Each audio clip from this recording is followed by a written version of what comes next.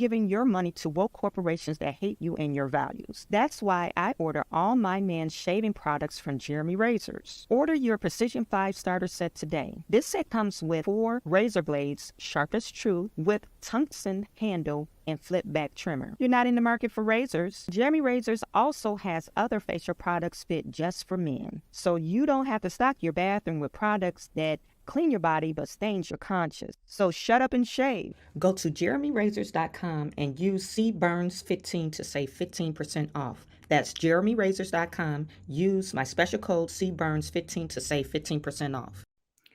This happened over the weekend. Chicago. That's the south side of Chicago. And all you see is these little kids wreaking havoc, tearing up people's stuff. And they got so unruly, they arrested 40 minors between the ages of 12 and 40. So welcome back to another episode of Business Talks. I am your host, Chawanne Burns. In this video, we are going to discuss Chicago once again. We've covered it before. Chicago. We're going to talk about Joe Biden, and then we're going to get into some other representatives that they're complaining about Florida's education. And I really think they should be concerned about the education in their state. So the video that we just watched, that was in Chicago. Okay.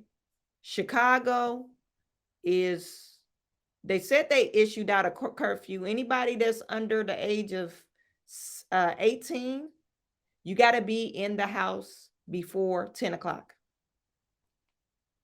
That curfew been enacted since, I believe it was Memorial Day, when all the kids was acting crazy downtown, beating up tourists, terrorizing people, destroying public property, destroying private property as well, destroying personal property. And they're at it again. I guess they do this every weekend.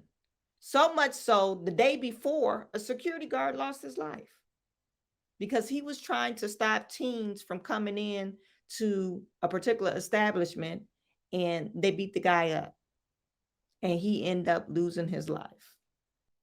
We're learning a security guard died just blocks away the day before. Sabrina Franza is here. Sabrina, you spoke to his wife, who just wants to know what happened.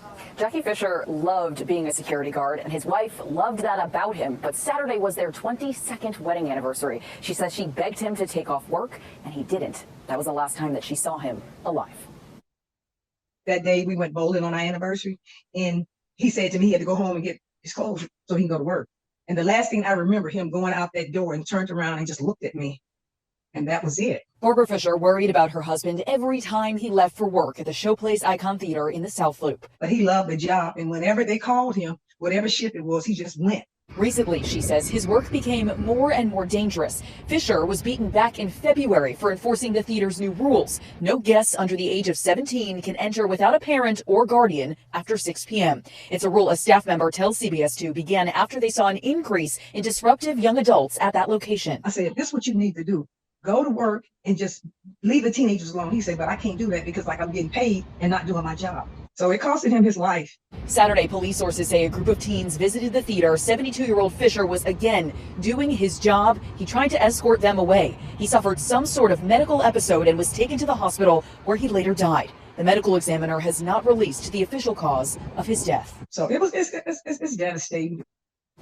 Staff at the theater was not able to speak to us on camera. We've contacted their corporate office for a response to this. We've also reached out to Chicago police to see if there's been any arrests or movement in either of these attacks. There has not been.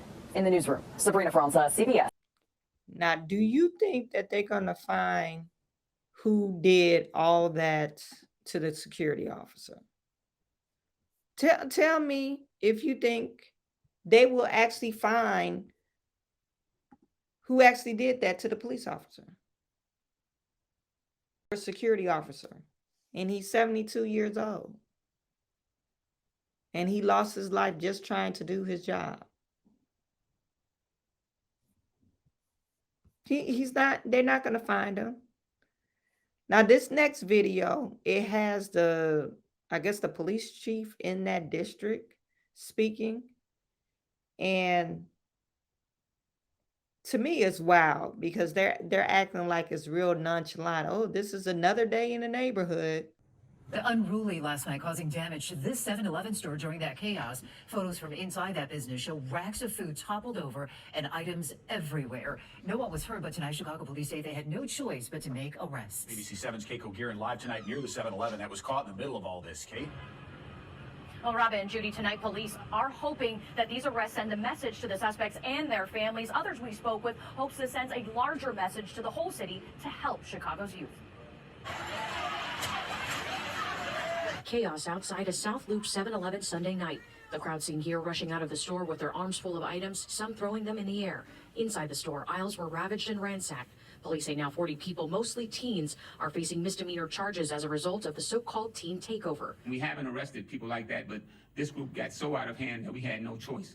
Alvin Jackson saw the crowd at Roosevelt and Canal grow from a few dozen to a few hundred. Just a few kids, then it got thicker and thicker and thicker, and they kept coming and kept coming and kept coming. Alvin says at first, things appeared to be peaceful. Then a small group of teenagers started to block traffic and attempt to break into stores. Throwing the bottles, jumping on people's cars, trying to start fights, and trying to run into stores and stuff like that. Police say once the crowd got out of hand, officers had no choice but to make arrests. The arrests are the results of the actions.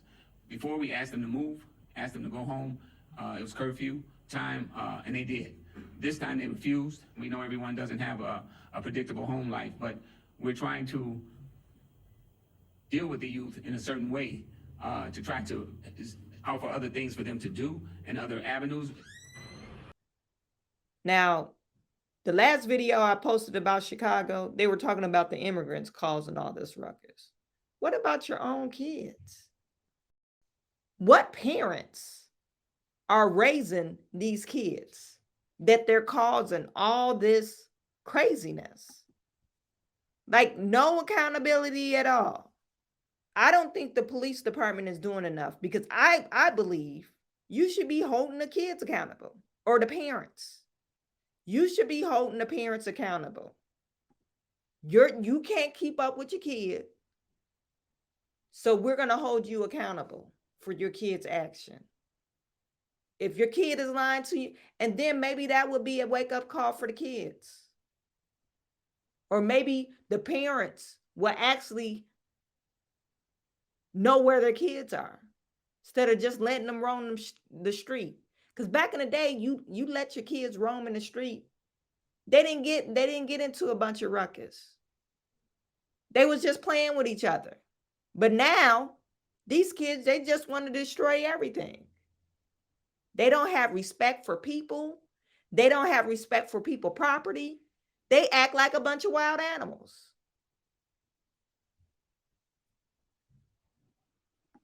That's Chicago for you. And maybe this is just normal for the inner city. Maybe this is just a normal thing for the inner city, where they could just go to a place and act the damn fool.